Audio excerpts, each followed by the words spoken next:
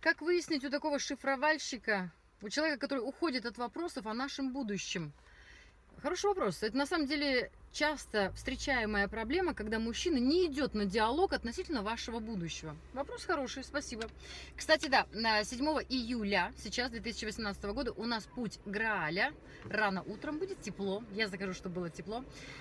7 июля. Смотрите, в описании под видео все там, WhatsApp, email, напишите личным сообщением, вы можете найти меня в любой соцсети.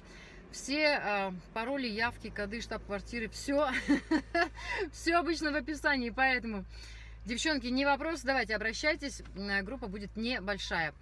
Дальше, 3 июля, еще успеваете, осталась неделя, 3 июля начало входа в курс очищения души и тела. Это онлайн-курс, это означает, что вы можете быть в любой точке земного шара. Все видеоуроки и все видеопрактики будут в записи, это означает, что вы временными рамками вообще никак не связаны. Ну и 9 августа у нас первый онлайн-курс. Закрытый, естественно, возрастное ограничение 25 лет, не меньше. Это курс «Секреты гейши». А теперь вернемся к нашему вопросу. Вы описывали в целом письме ситуацию, что у вас было очень сложное детство, что в 18 вы выскочили замуж, лишь бы сбежать уже от этого всего, и вообще никогда не просили ни от кого помощь и прочее. Потом вы на работе познакомились с мужчиной, и вот с этим мужчиной вы провстречались 7 лет вместе, но... И за эти 7 лет вместе, в принципе, несколько раз вы поднимали тему, ну так чего мы, как бы, парень вместе или не вместе? Нет, не вместе. Ну так может быть дети там, да какие дети, что ты? Так может быть жить будем вместе? Ну, по выходным, как будем встречаться, так и будем вместе жить. Ну, по-хорошему, после всего того, чего вы мне написали, по-хорошему, как бы вопросов-то не возникает. Но, тем не менее, у вас вопрос. Вы пишете, вот у меня такой вопрос. Как выяснить у такого шифровальщика, который всегда уходит от вопросов о нашем будущем, будут ли у нас какие-то отношения или нет? Ну, то есть, во-первых, что выяснить? Будут ли у нас отношения? Так вы уже писали, вы спрашивали, он сказал, нет, максимум, что я могу, жить с тобой по выходным. Жениться? Нет, не собираюсь. Детей рожать? Нет, не буду. Мне непонятен сам вопрос, как выяснить? Выяснить что?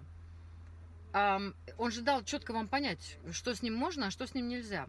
Дальше вы пишете, что делать, если человек не строит того самого конструктивного диалога. Человек не строит того самого конструктивного диалога, когда у него нет к этому интереса. Есть, конечно, по темпераменту, по характеру, по своим умозаключениям, мыслительным процессам, культуре воспитания, религиозным, ну и так далее направлениям, есть люди, с которыми сложновато выстраивать диалоги. Да, согласна. Но если вы на протяжении 7 лет выстраиваете диалог, а он на него не идет, хотя, в принципе, почему не идет? Он же вам ответил, нет, вместе жить не будем. Ну, то есть, как бы...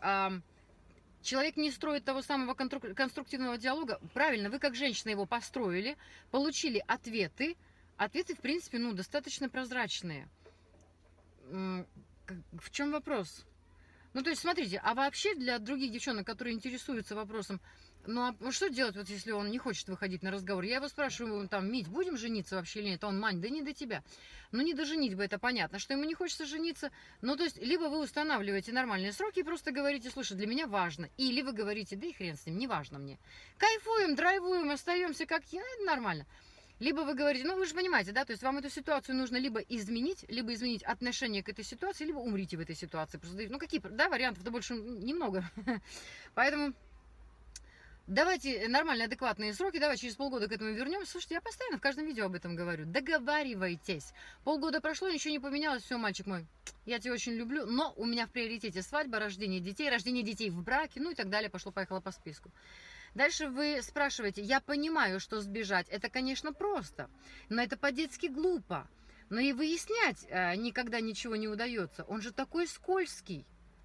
Почему бежать-то? Это не побег, это принятый выбор, о котором вы заранее своему партнеру сообщаете. То есть я не сбегаю без объявления войны. Я просто говорю тебе, парень, у нас есть полгода для того, чтобы определить наши отношения. Я вижу через полгода, чтобы мы остались вместе, отношения, например, в законном браке или в одной квартире проживающими, да, или там говорящими о рождении детей. Ну, то есть я вижу эти отношения level up, на уровень выше, вот в таком формате. Ты в этом формате видишь через полгода наши отношения?